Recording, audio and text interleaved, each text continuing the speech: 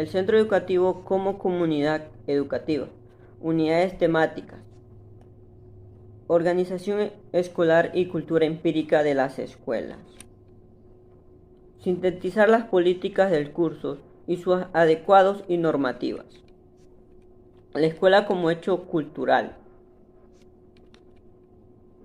La escuela escolar educativa es el sentido que escala la personalidad. Depende estrechamente de las personas que constituyen la comunidad educativa, pero también de la sociedad en la que se encuentra en las instituciones. La escuela como realidad empírica. Esta escuela se caracteriza por el análisis y el aspecto práctico de la administración y la búsqueda de resultados palpables y concretos.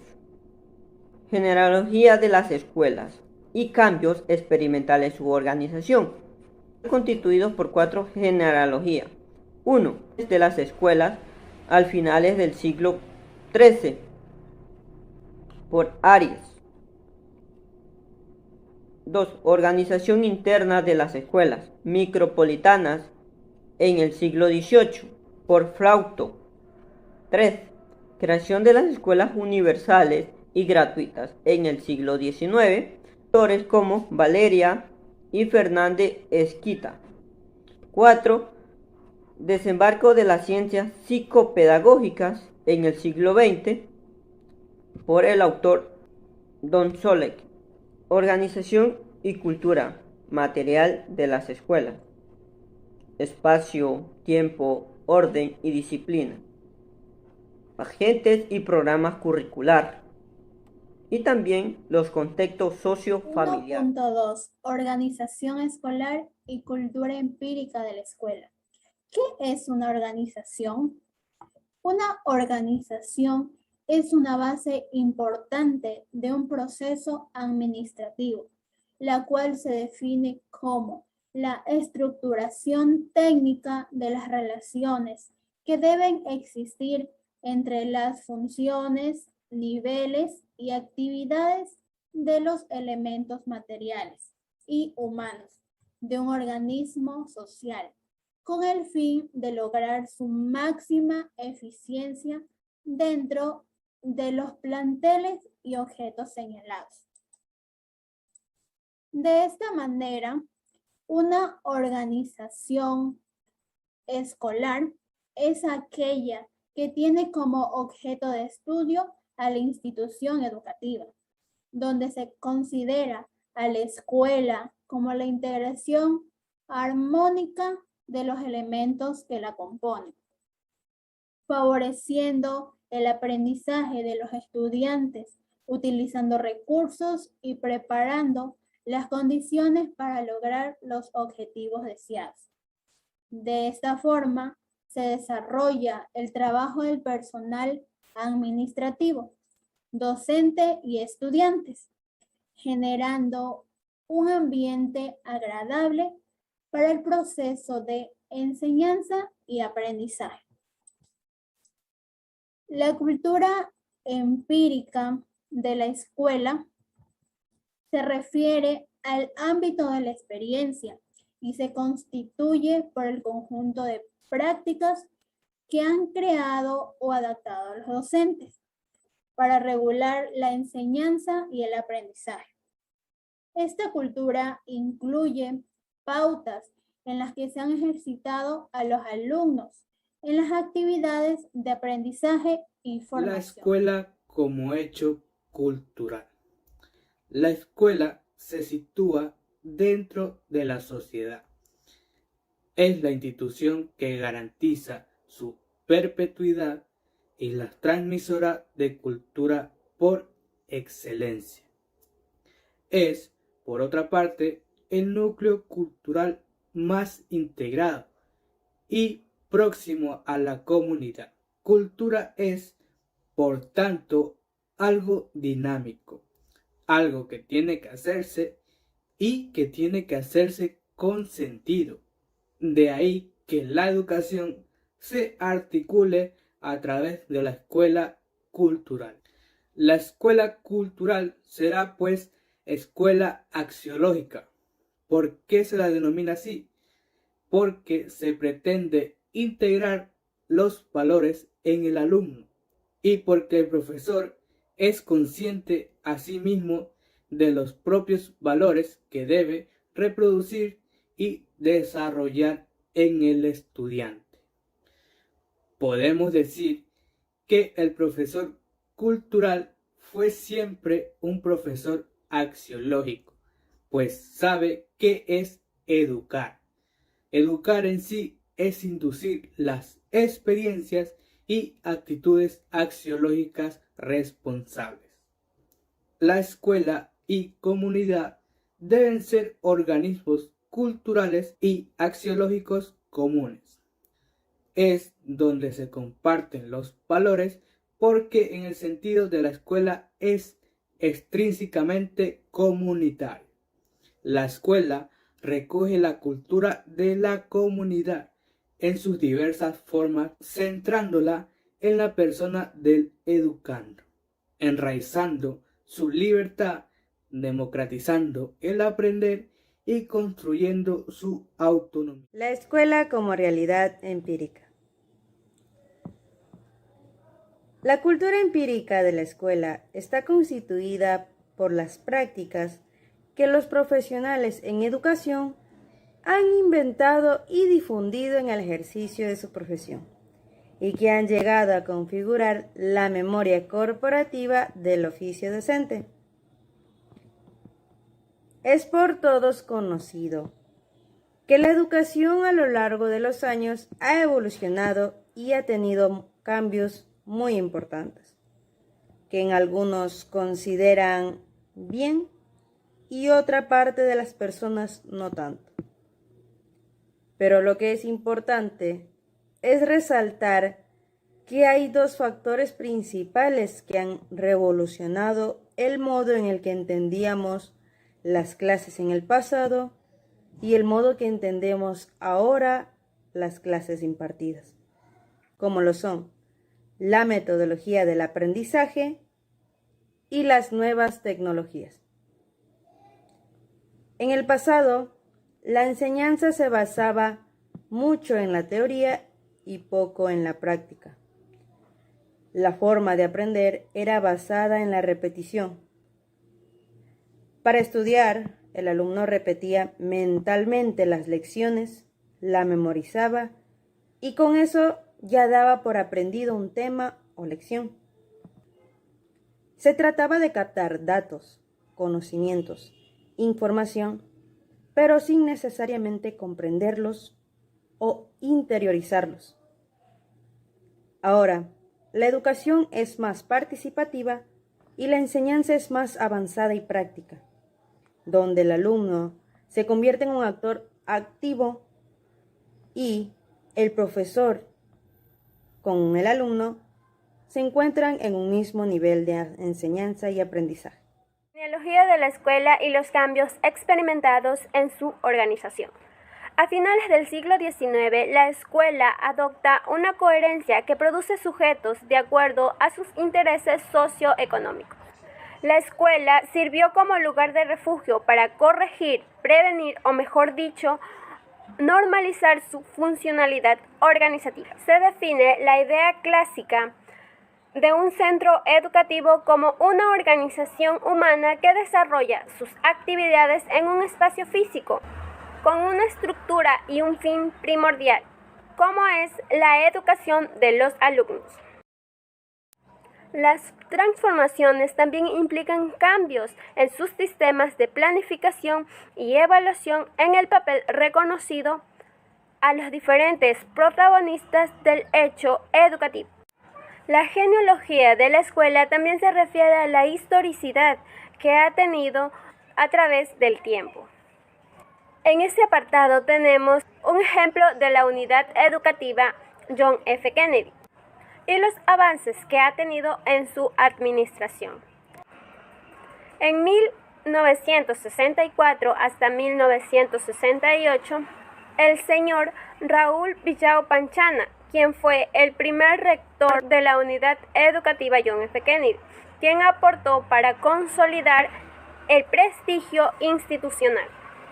De 1968 hasta 1973, el abogado Pedro Reyes Laínez, en su gestión administrativa, egresa la primera promoción de 26 estudiantes. En 1973 y hasta el 2012, el abogado César Montenegro Laínez mantuvo a la institución en un sitio de alto prestigio. El licenciado Jorge Merizalde asume su funcionalidad en el 2012 hasta el 2014. Ya en el 2015, el máster Carlos Berrones Salazar se compromete a realizar una gestión que permita un favorable clima organizacional. Organización y cultura material de la escuela. La organización escolar cumple un papel fundamental dentro del ámbito educativo, sobre todo la colaboración entre los profesionales que participan en la educación del alumnado. Las organizaciones educativas en la modernidad se preocuparon entonces del proceso para mejorar los resultados, pero el sistema analizaba como parámetro de calidad solamente los resultados.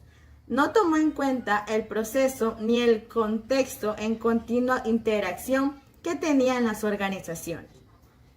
La educación patrimonial presupone una revaloración de las cosas y de la tecnología como formas de expresión de las prácticas materiales de los humanos en la nueva formación y actividad de los docentes, en la redefinición de los lugares formativos, en los enfoques didácticos y en las estrategias de comunicación educativa, en la organización del centro educativo y en el papel que debe asumir el estudiante. La cultura material de la escuela es para la etnohistoria, el registro o catálogo de experiencias que conducen a la producción de los objetos en que se concentriza dicha cultura y que es obra de los pares que integran la corporación en que se socializa el oficio del maestro. La historia cultural de la educación ha desembocado como una de las vías o derivas de las diversas aproximaciones postestructurales que se han ido ensayando en ella o a lo largo de las últimas décadas, en atención a los objetos, imágenes, textos y voces que componen el patrimonio material e inmaterial de la escuela. Funcionan de manera más o menos continua para alcanzar una meta o unas metas comunes. La cultura material de la escuela es el espejo de esta tradición, salvaguardada de la historia efectual de la institución y de los agentes que han gestionado la educación. En cuanto al espacio y al tiempo, tenemos que cuando hablamos de espacios educativos nos estamos refiriendo al conjunto de aspectos que conforman un ambiente de aprendizaje, en el cual es posible desarrollar diversas situaciones pedagógicas. Es importante destacar que en la actualidad, cuando se alude al espacio educativo, no solo se está haciendo referencia a las salas de actividades de un establecimiento, sino a los más diversos espacios donde es posible establecer un encuentro sistemático. El espacio educativo no solo se está refiriendo al elemento físico como es el salón, sino fuera del aula, porque es el entorno que rodea a los alumnos, logrando la interacción con el ambiente y teniendo resultados muy significativos, como es la elaboración de sus propios conocimientos a través de la reflexión y desarrollando habilidades y competencias para toda la vida. En cuanto al tiempo, tenemos que la planeación de una clase debe prever el uso y la distribución del tiempo, pues estos factores aportan de gran manera a que el aprendizaje sea realmente efectivo. El aprendizaje efectivo depende en última instancia de la manera en la que el tiempo se organiza, que la proporción del tiempo dedicado a la perseverancia de los estudiantes o de su completo compromiso con el aprendizaje. Se debe enfocar una parte del tiempo de cada clase al trabajo práctico por parte del estudiante. Cada clase puede significar un ejercicio de reflexión en torno a la aplicabilidad de los conceptos en la cotidianidad. De este modo, los conocimientos se vuelven significativos y enriquecedores para los estudiantes. El tiempo es valioso teniendo en cuenta las actividades que se realizan tanto dentro y fuera de la escuela. El orden en el ámbito escolar. El aula es el reflejo de la formación que esperamos lograr en nuestras niñas y niños, por lo que el orden y la limpieza son partes fundamentales de un buen ambiente en el proceso de enseñanza-aprendizaje de valores, buenos hábitos y costumbres. Pero para ello, yo sugiero una actividad que puede ser aplicada. Ofrecer espacios organizados, limpios y ante todo ordenados, que puedan brindar un clima de tranquilidad, agradable, armónico y seguro. Cabe indicar que estos pueden y deben ser resultados del aprendizaje conjunto al docente y al estudiante. La disciplina dentro del ámbito escolar. Se entiende por disciplina escolar a los alumnos que deben seguir un código de conducta conocido por lo general como reglamento escolar. Este reglamento, por ejemplo, define exactamente lo que se espera que sea el modelo del comportamiento, el uniforme, el cumplimiento de un horario, las normas éticas y la manera en la que se definen las relaciones al interior del centro de estudios. Dicho reglamento contiene además una normativa respecto al tipo de sanción que debe seguir en el caso que el estudiante incurra a la violación de la norma. Este dicho, es posible que algunos centros pongan más el énfasis en la sanción que en la misma norma. Agentes y programas curriculares. Los actores que participan en los procesos curriculares son las autoridades de la institución, como los profesores, los alumnos, entre otros. Esta es una fase del hecho educativo donde su función radica en la creación de un ambiente propicio para llevar a cabo este proceso educativo. Esta es la planificación de las oportunidades de aprendizaje, donde se busca generar y profundizar cambios de conducta. Cabe destacar que aquí se debe precisar cuál va a ser el ambiente para que se lo va a llevar a cabo, lo que se quiere lograr y cómo se lo va a lograr. Para llevar a cabo este proceso educativo es necesario la participación e interacción de una serie de agentes en el programa curricular. Los agentes que participan en el proceso curricular son las autoridades de la institución, como los docentes, los alumnos, entre otros, los directores, la infraestructura educativa, la comunidad, entre otros. Es importante mencionar que para llevar a cabo este proceso es fundamental un programa curricular. ¿Pero qué es aquel programa curricular? Pues es un proceso de selección y organización de las capacidades, conocimientos y actitudes, acompañado de indicadores de logros, estrategias metodológicas y otros elementos que buscan garantizar el trabajo sistemático en el aula, para así generar experiencias de enseñanza-aprendizaje.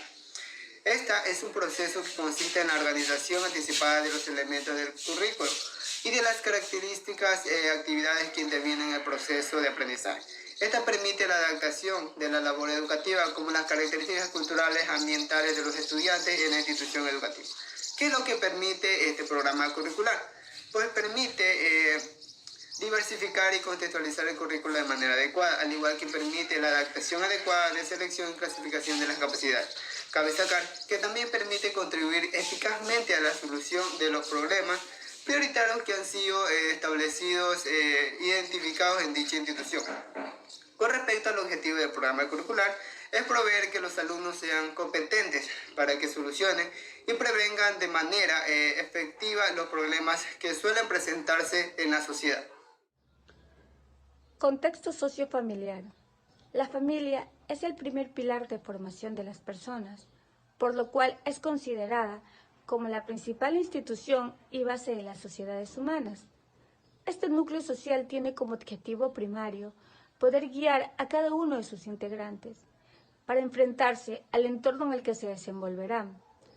Por lo tanto, cada uno posee características propias y por ende se ven inmersa dentro de distintos factores que pueden beneficiar o afectar el desarrollo escolar de los niños. Por eso, cabe mencionar la gran importancia que tienen que los infantes puedan desenvolverse en contextos familiares agradables para su óptimo desarrollo escolar, porque dentro del núcleo familiar es donde se crean los primeros valores y principios con los cuales van a formar a los chicos en su crecimiento. Por tal razón, podemos decir que los alumnos que se desarrollan en un clima familiar favorable tienden a lograr más fácilmente el éxito escolar, ya que tienen la ventaja de que sus padres les ayuden o estén más cerca de la realización de sus tareas, como también pues ellos puedan estar más pendientes de su comportamiento y a su vez también puedan orientarlos a aquellas acciones que ellos realizan dentro del hogar o dentro de las instituciones educativas. Lo contrario sucede cuando existe un ambiente desfavorable, debido a que esto impide que los niños puedan sentirse más seguros y tener esa tranquilidad, y a su vez también retiene la concentración que pueda existir dentro de las aulas de clase. Por lo tanto, podemos decir que es necesario que los padres de familia realmente se involucren y participen activamente en el proceso de aprendizaje de sus hijos. Y sobre todo, tomen conciencia del estilo de crianza que están llevando dentro de sus hogares con cada uno de sus hijos. Para concluir, una vez de haber conceptualizado lo que era una organización, podremos recordar entonces que es un sistema abierto que posee una existencia física tanto concreta como una distancia particular en tareas y funciones tendientes a lograr determinados objetivos. Para entonces, nosotros ya debemos haber recordado aquellas vivencias que tuvimos cuando estuvimos en la escuela, tanto vistas desde la realidad cultural y un hecho empírico, en lo que fue la organización escolar y cultura empírica de la escuela. También hablamos acerca de lo que fue la genealogía de la escuela y aquellos cambios experimentados en su organización. Aquí en esta parte vimos que la escuela comienza a sustituir a otros modos de aprendizaje para que el aprendizaje se desarrolle de forma oficial. En cambio, también vimos lo que es la organización y cultura material de la escuela, en donde hablamos acerca del espacio, que son un conjunto de aspectos que conforman el ambiente de aprendizaje de los estudiantes, e incluso son hábitats que ofrecen oportunidades de desarrollar el aprendizaje. También vimos lo que fue el tiempo, que son elementos que organiza, orienta y regula sobre todo nuestras acciones cotidianas. Desde este punto de arranque, el tiempo, además de constituirse, es un componente físico sobre el cual se genera proceso de transitoriedad. El orden, que también fue otro de los puntos específicos en lo que era la organización y cultura material. En esta parte se habló acerca de la disposición metódica, concertada y armoniosa de las cosas. En sí, son reglas establecidas para poder llevar a cabo la educación de forma organizada. Y por último tuvimos la disciplina, que esta en cambio se puede definir como el establecimiento de normas y límites.